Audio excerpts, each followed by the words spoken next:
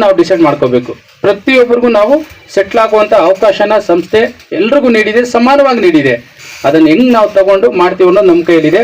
So ಎಲ್ಲರೂ ಈ Sunday with selected customer ಜೊತೆ ಬಂದು ನಾವು ಈ ಲೇಔಟ್ನ ಕಂಪ್ಲೀಟ್ ಮಾಡೋಣ ಅಂತ ಹೇಳ್ತಾ ನಾನು ಮಾತು ಮುಗಿಸ್ತೀನಿ. ತಮಗೇನಾದರೂ ಇದ್ರ ಬಗ್ಗೆ ನಮ್ಮ ಸಂತೋಷ್ ಸರ್ ಹೇಳ್ದಂಗೆ ಏನಾದರೂ ಕ್ವೈರೀಸ್ ಇದ್ರೆ ಕೇಳ್ಬೋದು.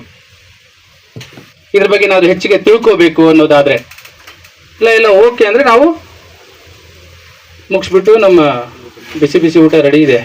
ಮಾಲೂರು ರೈಲ್ವೆ ಸ್ಟೇಷನ್ ಎಷ್ಟು ಕಿಲೋಮೀಟರ್ ಸರ್? 5 to 6 ಕಿಲೋಮೀಟರ್ ಆಗುತ್ತೆ. 8 to 10 ಮಿನಿಟ್ಸ್ ಟ್ರಾವೆಲ್ ಆಗುತ್ತೆ.